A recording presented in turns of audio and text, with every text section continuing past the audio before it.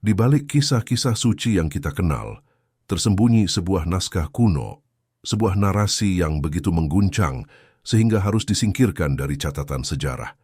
Ini adalah kisah tentang pemberontakan para malaikat, pengetahuan terlarang, dan lukisan paling termasyhur di dunia yang menyimpan sandi rahasia berabad-abad lamanya. Bersiaplah untuk menyaksikan seni dan agama dari sudut pandang yang sama sekali baru. Semuanya berawal jauh sebelum air bah, dalam sebuah teks yang disebut Kitab Henokh. Di sini kita tidak mendengar tentang ular atau buah terlarang, melainkan tentang sekelompok makhluk surgawi yang disebut para penjaga. Para malaikat ini melanggar hukum ilahi dengan mengambil perempuan manusia sebagai istri. Namun, dosa mereka tidak berhenti sampai di situ. Mereka membawa serta sebuah hadiah yang berbahaya, pengetahuan. Asael mengajarkan para pria seni berperang, membuat pedang, perisai, dan baju zirah. Kepada para wanita, ia mengajarkan ilmu kosmetik, cara memperindah diri. Malaikat lain mengajarkan mantera, cara memotong akar untuk sihir, astrologi, dan ilmu perbintangan. Ini bukan sekadar pemindahan teknologi. Inilah momen ketika kesadaran manusia bangkit. Ego kita muncul dari alam bawah sadar, membawa serta kemampuan untuk memanipulasi alam, berperang, mengubah penampilan, dan meramal masa depan. Akibatnya sungguh mengerikan. Keturunan mereka, para Nephilim, adalah raksasa rakus yang menebar kekerasan di muka bumi. Darah orang-orang tak bersalah menyeru ke langit. Menyaksikan korupsi yang dibawa oleh para penjaga, Tuhan memerintahkan para malaikat agung untuk turun tangan. Rafael mengikat Azazel dan melemparkannya ke dalam kegelapan. Gabriel diperintahkan untuk menghancurkan para Nephilim. Mikael membelenggu pemimpin mereka, Semjaza dan yang lainnya di bawah gundukan bumi, untuk 70 generasi, menunggu hari penghakiman. Lalu, datanglah air bah untuk menyucikan dunia. Namun, meski air telah surut, pengetahuan yang dibagikan para penjaga tak pernah benar-benar hilang. Ia tenggelam ke dalam alam bawah sadar kolektif umat manusia, diwariskan dari generasi ke generasi, mewujud dalam mitos, legenda, dan mimpi kita. Inilah narasi yang tidak ingin diketahui oleh gereja, karena ia mempertanyakan segalanya. Asal-usul kejahatan, harga yang harus dibayar untuk pengetahuan, dan hubungan antara yang ilahi dan yang insani. Dan bertahun-tahun kemudian, seorang jenius Renaissance akan menemukan cara untuk menyandikan kebenaran terlarang ini ke dalam karya seninya yang paling masyhur, menciptakan sebuah pesan rahasia yang hanya menunggu untuk diungkap. Tapi siapakah sebenarnya jenius ini? Dan mengapa ia mempertaruhkan segalanya untuk menyembunyikan pesan tersebut? Namun, jenius yang dimaksud bukanlah seorang nabi atau ahli kitab, melainkan seorang pelukis, penemu, dan visioner dari Italia, abad ke-15, Leonardo da Vinci. Selama ini kita mengenalnya sebagai master Renaissance yang melukis Mona Lisa yang misterius. Namun di balik wajah sang maestro tersembunyi seorang pemikir radikal yang hidup dalam bayang-bayang ketakutan. Leonardo bukan sekadar pelukis yang terampil. Ia adalah seorang yang haus akan pengetahuan, seorang yang percaya bahwa pengamatan langsung terhadap alam lebih bernilai daripada sekadar mengikuti dogma gereja. Dalam catatan pribadinya, yang sengaja ditulis secara terbalik dari kanan ke kiri, kita menemukan pikiran seorang yang meragukan otoritas. Mereka yang mengutip para penulis kuno, tulisnya, tanpa berpikir sendiri, hanyalah perantara, bukan anak kandung alam. Ia adalah seorang pembelajar sejati, sama seperti saya yang berabad-abad kemudian juga mencari kebenaran di balik narasi-narasi resmi. Dan dalam pencariannya itulah, ia terpapar pada arus bawah pemikiran zamannya. Sebuah tradisi filsafat dan spiritual rahasia yang dikenal sebagai Hermetisisme, yang mempelajari teks-teks kuno yang dianggap sesat. Ketika gereja Santa Maria delle Grazie di Milan menugaskannya untuk melukis perjamuan terakhir. Di dinding ruang makan biaranya, Leonardo melihatnya bukan sebagai tugas religius biasa, melainkan sebagai sebuah peluang langka. Ini adalah kesempatannya untuk menyandikan keyakinannya yang paling dalam tentang sifat ilahi, pengkhianatan, dan pengetahuan terlarang ke dalam sebuah mahakarya yang akan dipandang oleh seluruh dunia, namun hanya dipahami oleh segelintir orang yang memiliki mata untuk melihat. Lukisan yang ia ciptakan antara tahun 1495 dan 1498 itu, pada pandangan sekilas, tampak seperti penggambaran yang saleh. Tapi sama seperti alam bawah sadar manusia, permukaannya yang tampak hanya menyembunyikan kedalaman makna yang sesungguhnya. Leonardo tidak melukis hanya dengan pigmen, ia melukis dengan archetype. Setiap sosok di dinding itu mewakili bukan hanya seorang murid historis, melainkan sebuah aspek dari jiwa manusia kolektif. Lalu simbol-simbol rahasia apa saja yang ia sembunyikan dalam adegan suci ini, yang dapat menghubungkannya dengan kisah kuno para malaikat yang jatuh. Mari kita lihat lebih dekat mahakarya itu. Di tengah, Kristus duduk dengan ketenangan yang penuh duka. Di sekelilingnya, ke-12 murid bereaksi terhadap pengumuman yang mengguncang, "Salah seorang di antara kamu akan mengkhianati aku." Namun, komposisi yang tampak harmonius ini menyembunyikan detail-detail yang memicu teka-teki. Perhatikan sosok di sebelah kanan Kristus. Selama berabad-abad, dia dianggap sebagai Yohanes, murid yang terkasih. Tapi lihatlah sekali lagi, fitur wajahnya halus, tangannya lembut, dan rambutnya panjang terurai. Tidak ada jejak janggut. Bukankah ini lebih mirip dengan seorang perempuan? Mungkinkah Leonardo melukis Maria Magdalena duduk di tempat kehormatan, tepat di samping sang guru? Bagi saya, pertanyaan terpenting bukanlah identitas historisnya, melainkan apa yang dia wakili secara arketip.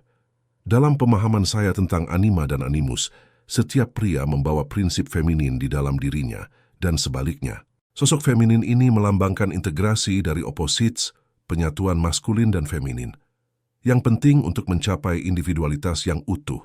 Namun, ada sesuatu yang lebih mengganggu dalam komposisi ini. Perhatikan celah antara Kristus dan sosok feminin ini.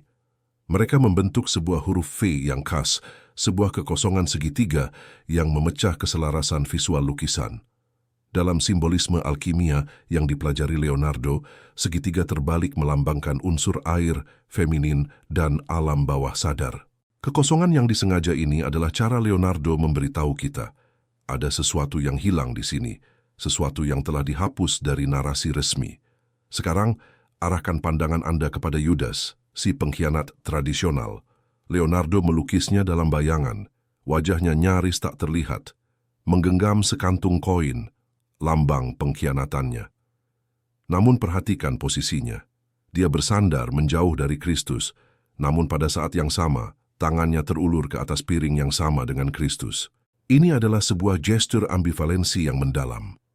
Sebagai seorang analis, saya telah menangani banyak individu yang bergumul dengan apa yang saya sebut bayangan, aspek-aspek diri kita yang kita ingkari dan tekan. Yudas dalam lukisan Leonardo mewakili bayangan kolektif ini dengan sempurna.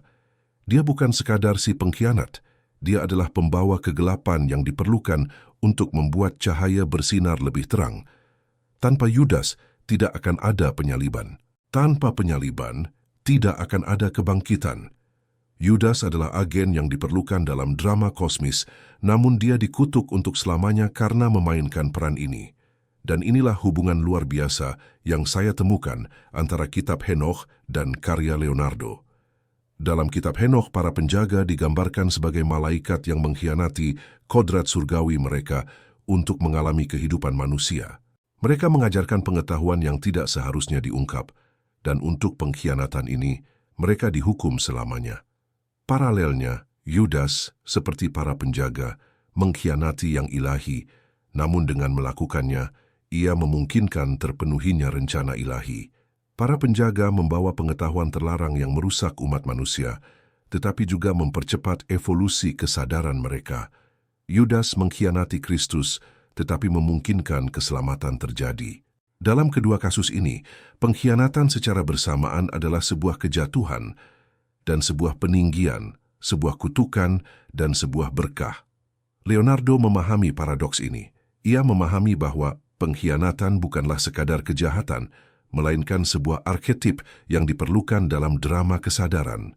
Tapi, bagaimana mungkin Leonardo mengetahui tentang kitab Henokh, sebuah teks yang dianggap apokrif dan tidak akan tersedia di Eropa hingga berabad-abad setelah kematiannya?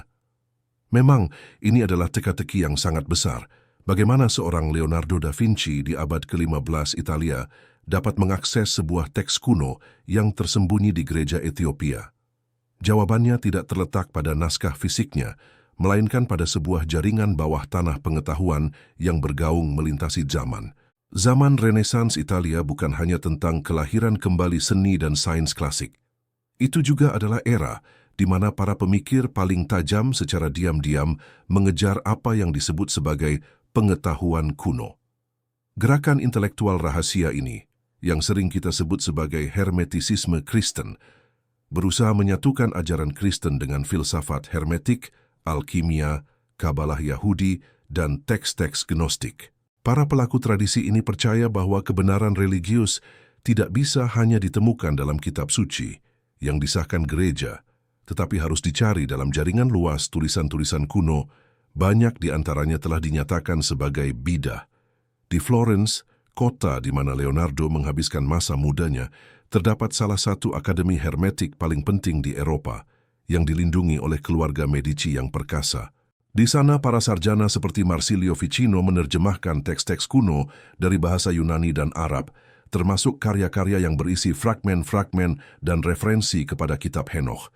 Meskipun versi lengkap teks Ethiopia tidak ada, cukup banyak kutipan dan ringkasan yang beredar dalam tulisan-tulisan apokrif berbahasa Yunani untuk memungkinkan para inisiat memahami esensi ceritanya.